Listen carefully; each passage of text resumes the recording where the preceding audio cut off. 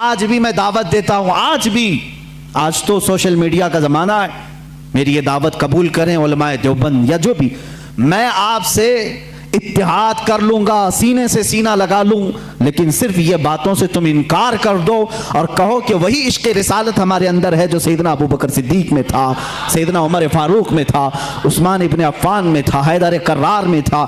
میں آج انصاف کے ساتھ عرض کرنا چاہوں گا، آج جو دیوبند ہے یا جو دیوبندی ہیں، اگر ان کو میری بات بری لگتی ہے تو ٹھنڈے دل سے میرے عزیز اپنے دل پر ہاتھ رکھ کر کے سوچو، آؤ میں تمہیں دعوت دیتا ہوں، آؤ ہم ان تمام چیزوں پر جمع ہو جاتے ہیں جو صحابہ اور تابعین سے تھی۔ کوئی نئی بات تم اپنی کتاب میں نہیں لاؤ گے، کوئی نئی بات میں اپنی کتاب میں نہیں رکھتا۔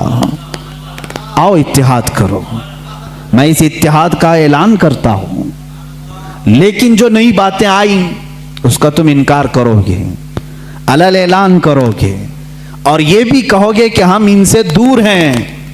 ہوا یہ کہ اعلیٰ حضرت رضی اللہ تعالیٰ عنہ کے زمانے سے تھوڑے سے پہلے کی حالات میں بتا رہا ہوں آپ کو۔ دارالعلوم دیوبند کے بعد 4 علماء میں صاف صاف آج عرض کرتا ہوں جن کی کتابوں سے پوری امت میں تنازع پھیل گیا، اختلاف پھیلا۔ لوگ ہم کو اختلاف کا فتویٰ دیتے ہیں، اگر نہ یہ کتابیں آتی نہ یہ کوئی فتوے آتے۔ کتابیں لکھی گئی، کتابوں میں اچھی باتیں تھی، حضور صلی اللہ علیہ وسلم کی سیرت پر بھی کچھ کتابیں لکھی گئی، اللہ کی شان میں لکھی گئی، بہت ساری باتیں اچھی تھیں، لیکن بیچ میں چل کر کچھ عبارتیں ایسی کہ لڑکھڑا گئی، اور وہ اتنی لڑکھڑا گئی کہ عام مسلمان بھی اسے بولنا پسند نہیں کرے گا۔ براہین قاطعہ کتاب کا نام بول رہا ہوں، تقویت الایمان کتاب کا نام ہے، تحذیر الناس کتاب کا نام ہے، حفظ الایمان کتاب کا نام ہے۔ یہ وہ کتابیں جو آج چھپی نہیں ہیں، مارکیٹ میں چھپی ہیں، ابھی بھی موجود ہیں، ابھی بھی موجود ہیں۔ انہی کتابوں کی عبارات کی وجہ سے ہی تو یہ تنازع پھیلا پورے امت میں، اختلافات۔ اہل سنت و جماعت متحدہ متفقہ ایک ہی جماعت تھی بر صغیر میں۔ ان کتابوں کے آنے کے بعد ہوا کیا؟ ایک کتاب میں لکھا گیا اللہ جھوٹ بول سکتا ہے، نئی بات تھی۔ اس بات پر آج تک امت نے کبھی کسی بھی شیخ، کسی بھی بزرگ سلف صالحین سے مجھے عبارت لا کر کے دکھاؤ اس سے پہلے کوئی بات ہوئی تھی۔ پھر ایک کتاب میں عقیدہ توحید کو بیان کرتے ہوئے مولوی اسماعیل دہلوی صاحب نے یہ تک لکھ دیا، حضور صلی اللہ تعالیٰ علیہ وسلم کا خیال نماز میں آنا گدھے اور بیل کے خیال سے بدتر ہے۔ یہ نئی بات تھی کہ نہیں تھی؟ اور جا کر کے کراس ویریفیکیشن کر لینا، اگر میں جھوٹ بولوں تو میرا جبہ پکڑ لینا اور جو سزا دے سکتے ہو دو۔ میں یہ لفاظی نہیں کر رہا ہوں اور نہ پھکائی کر رہا ہوں، یہ جملے آج کتاب میں موجود ہیں۔ تقویت الایمان میں حفظ الایمان کتاب آئی، اس میں مولوی اشرف علی صاحب نے حضور صلی اللہ تعالیٰ علیہ وسلم کے علم غیب پر بحث کرتے کرتے یہ کہہ دیا، حضور کے علم غیب کی کیا تخصیص، کیا تخصیص یعنی ان کی کیا خصوصیت ہے؟ اتنا علم غیب تو زید کو، پاگلوں کو، بچوں کو، بلکہ جانوروں کو بھی حاصل ہے۔ شیطان کا علم غیب تو قرآن سے ثابت ہے، انہوں نے کہا شیطان کا علم غیب قرآن سے ثابت ہے، حضور صلی اللہ علیہ وسلم کے علم غیب کی کیا خصوصیت ہے؟ یعنی برابر ہو گئے، شیطان کو جتنا علم ہے اتنا ہی محمد صلی اللہ علیہ وسلم کو ہے۔ میرے عزیزو، کیا یہ باتیں دل پر نہیں لگتی مسلمانوں کے؟ یہ عبارتیں آئیں، کتابوں میں لکھی گئی، اور بڑا فتنہ یہاں سے بھی ہوا مولوی قاسم نانوتوی صاحب کی کتاب سے، کہ انہوں نے یہ بھی لکھا کہ بالفرض بعد زمانے نبی کے اگر کوئی دوسرا نبی پیدا ہو گیا تو حضور کے خاتم النبیین ہونے میں کوئی فرق نہیں آئے گا، یعنی کوئی دوسرا نبی پیدا ہو سکتا ہے، اگر ہو گیا، اگر مگر کی بات ہی چھوڑو، جب حضور نے 1400 سال پہلے کہہ دیا، فرما دیا کہ میرے بعد کوئی نبی نہیں ہو سکتا تو نہیں ہوگا۔ آپ کتاب میں یہ نئی بات لکھنے کی کیوں ضرورت پیش کی؟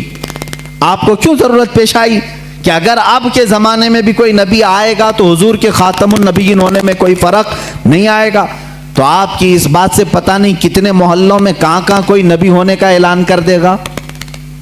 عزیزان گرامی وقار، یہ کتابیں پورا کا پورا ہندوستان ایک کھلبلی مچا چکی تھی، کوہرام بپا تھا، تنازعات میں گھر گئے. قادیانی اپنے نبی ہونے کا اعلان کر رہا ہے، ادھر ایک نیچری فرقہ ہے علی گڑھ سے جو قرآن کے معجزات کا انکار، حسیات کو صرف ماننے والا، نیچر کو صرف ماننے والا اور مغیبات کو نہیں تسلیم کرنے والا، اور ایک طرف عظمت رسالت صلی اللہ تعالی علیہ وسلم پر، رسول کریم صلی اللہ تعالی علیہ وسلم کے متعلق یہ سارے جملے آ رہے ہیں. چلو 100 سال کا عرصہ گزر گیا، آج بھی میں دعوت دیتا ہوں، آج تو سوشل میڈیا کا زمانہ ہے، میری یہ دعوت قبول کریں علماء دیوبند یا جو بھی، میں آپ سے اتحاد کر لوں گا، سینے سے سینہ لگا لوں، لیکن صرف یہ باتوں سے تم انکار کر دو اور کہو کہ وہی عشق رسالت ہمارے اندر ہے جو سیدنا ابو بکر صدیق میں تھا، سیدنا عمر فاروق میں تھا، عثمان ابن عفان میں تھا، حیدر کرار میں تھا، رضوان اللہ تعالی علیہ مجمعین. جو مشائخ اہل سنت نے ہمیں محبت رسول اور تعظیم رسول سکھایا ہے اسی پر ہمارا اتفاق ہے. آؤ میں سینے سے سینہ لگانے کو تیار ہوں. ہم کون سا اختلاف چاہتے ہیں آپ سے؟ ہم کون سا اختلاف چاہتے ہیں؟ ہمارا یہ ایک بات یاد رکھ لیں، اگر میں آج نام لے کر کے کسی کو کہہ رہا ہوں تو صرف اس لیے کہ ہمارا دین ہی یہ کہتا ہے جو ان سے نا آشنا ہو اس سے ہمارا کوئی تعلق بھی نہیں. ہمارے رشتے ناتے اگر ہیں تو صرف عظمت رسالت سے جڑے ہوئے ہیں. جو نبی کا ہے وہ ہمارا ہے. اسی لیے سرکار مرشدی پیر و مرشد تاج الشریعہ رحمت اللہ تعالی علیہ نے فرمایا ہے، نبی سے ہو جو بیگانہ اسے دل سے جدا کر دیں. نبی سے ہو جو بیگانہ اسے دل سے جدا کر دیں. پدر مادر برادر جان و مال ان پر فدا کر دیں. اسی وقت ایمان کو پہنچو گے، اسی وقت ایمان کو پہنچو گے. اب یہ حالات میں بتا رہا ہوں آپ کو، انڈیا کے، ہندوستان کے، اکھنڈ بھارت کے حالات، مسلمانوں میں تفرقہ پیدا کیا انگریز، اور انہوں نے اپنے مال، اپنی حکومت، اپنی سلطنت کو پھیلانے کے لیے، بہادر شاہ ظفر کا قتل ہو چکا تھا. اس کے بعد علماء حق نے محسوس کر لیا کہ انگریز درمیان امت تفرقہ ڈال کر اپنی کرسی سنبھالنے کی کوشش کر رہا ہے. تو وہ مرد مجاہد علامہ فضل حق خیر آبادی رحمت اللہ تعالی علیہ نے دلی کی جامع مسجد سے فتویٰ صادر فرمایا کہ انگریز ہندوستان کا دشمن ہے، ان سے قتال کرنا فرض ہے مسلمانوں کو. اسی فتوے کی بنیاد پر زندگی بھر کی عمر قید کی سزا میں ان کو انڈمان نکوبار بھیجا گیا. وہیں پر ان کی وفات ہوئی. آج مزار بھی ان کا جزیرہ انڈمان میں ہے. مولانا کفایت علی کافی رحمت اللہ تعالی علیہ جو 1857 کی یہ جو غدر ہے اس کے بعد کے علماء اہل سنت کی بات میں کر رہا ہوں، انہوں نے محسوس کر لیا اسی زمانے میں کہ انگریز نے فرقہ پیدا کر دیا ہے. کچھ علماء اس کی بولی بول رہے ہیں. ظاہر سی بات ہے یہاں کچھ علماء جو مدرسہ بنا رہے تھے ان کو ماہانہ مشاہرہ مل رہا ہے انگریز حکومت سے. علی گڑھ کو پاؤنڈ آ رہے ہیں انگلینڈ سے، اور دیگر علماء کو پاؤنڈ آ رہے ہیں، اور یہاں جو علماء ان کی ان خرافات کو بیان کر رہے ہیں ان کو پھانسی پر چڑھایا جا رہا ہے. مولانا کفایت علی کافی رحمت اللہ تعالی علیہ جن کے اعلیٰ حضرت بھی بڑی عزت فرمایا کرتے تھے، وہی کفایت علی کافی جنہوں نے اپنی ایک نعت میں کہا تھا، کوئی گل باقی رہے گا نہ چمن رہ جائے گا، پر رسول اللہ کا دین حسن رہ جائے گا. اطلس و کم خواب کے پوشاک پہ نازاں نہ ہو، اس تنے بے جان پہ خاکی کفن رہ جائے گا. یہ جو نعت انہوں نے لکھی تھی اس وقت جب آپ کو پھانسی کے پھندے پر چڑھایا جا رہا تھا. یہ مولانا کفایت علی کافی، پھر مولانا عنایت احمد کاکوروی رحمت اللہ تعالی علیہ جن کو جیل کی سلاخوں کے پیچھے انگریزوں نے بند کیا، اس ایک عالم ربانی نے پتھر کی ٹھیکری سے دیواروں پر پوری علم الصیغہ کتاب لکھ دی تھی جو آج بھی عالم کورس کی کتاب میں پڑھائی جاتی ہیں. عزیزان گرامی وقار، اگر انگریز کو उलमा से मोहब्बत थी और वो मदरसे की संगे बुनियाद में आ रहे थे, तो इन उलमा के साथ वो काला पानी की सजाएं और मौत और फांसी की सजाएं क्यों दे रहे थे? आप समझा करें, कुछ उलमा को वो शहीद कर रहे थे और कुछ उलमा को वो पैसों से पाल रहे थे। ये हालात बड़े दिगरगूं थे, उम्मत में तफर्रका इख्तिलाफात आ चुके थे।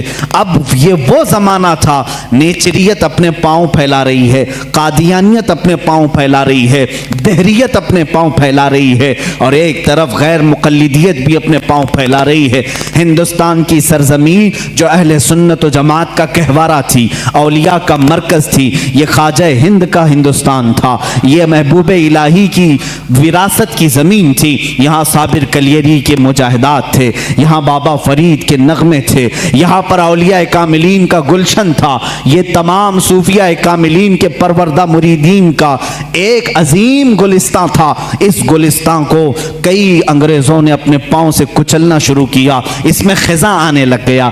इस हसीन गुलदस्ते में, हिंदुस्तान के गुलदस्ते में फूल मुरझाने लगे। नेचरियत का गलबा आया है, वहाबियत का गलबा आया है, कादियानियत का फितना सर उभार रहा है, इल्हाद और बेदीनी का फितना सर उभार रहा है।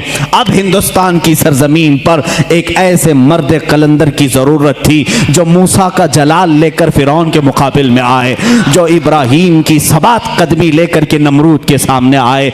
अब एक ऐसे मर्द कलंदर की ज़रूरत थी जो सिद्दीक की सदाकत अपने सीने में रखता हो, फारूक आज़म की अदालत अपने सीने में रखता हो, उस्मान इब्न अफ़्फ़ान के हिल्म व बुर्दबारी अपने सीने में रखता हो। हिंदुस्तान को अब ऐसे मर्द कलंदर की ज़रूरत थी जो हैदर कर्रार की शुजाअत भी रखता हो, गौसे आज़म का नायब हो, ख्वाजा हिंद का वारिस हो।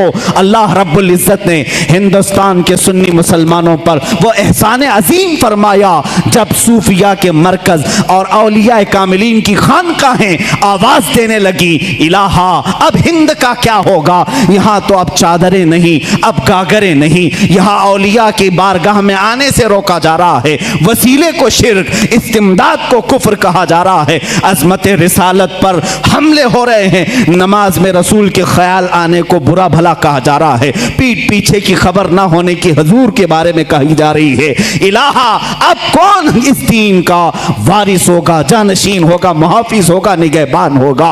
आवाज आई गैब से। अल्लाह रब्बुल इज़्ज़त ने पूरे हिंदुस्तान के इस साए पर एक ऐसी अजीम सल्तनत को बेदार फरमाया जिस सल्तनत का नाम हम यूं कहते हैं, मुल्क सुखन की शाही तुमको रजा मुसल्लम, मुल्क सुखन की शाही तुमको रजा मुसल्लम। जिस समत आ गए हो सिक्के बिठा दिए हैं, उस अजीम हस्ती को अल्लाह ताला ने जलवा फरमाया जिसको पूरी दुनिया सुन्नियत, आला हजरत, कंजुल करामत, जबलुल इस्तिकामत, दरियाए नेमत, आकाए रहमत, कंजुल करामत, इमाम अहले सुन्नत, इमाम अहमद रजा खां फाजिल बरेलवी के नाम से जानती है।